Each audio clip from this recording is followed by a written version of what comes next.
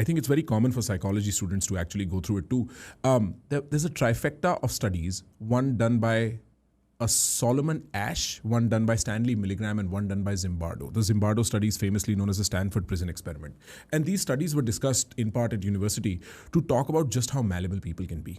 So Asch did a test called the conformity test, where what they did was they seated 8 people in a row, and 7 of those people are inside the experiment, like they're part of the whole thing.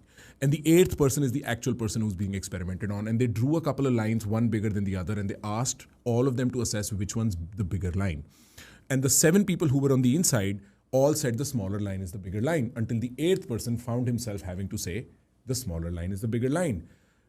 Something so obvious as small and big on a blackboard can get confused because of social pressure. Zimbardo did the Stanford Prison Experiment famously, where people just assumed roles and then carried out brutality.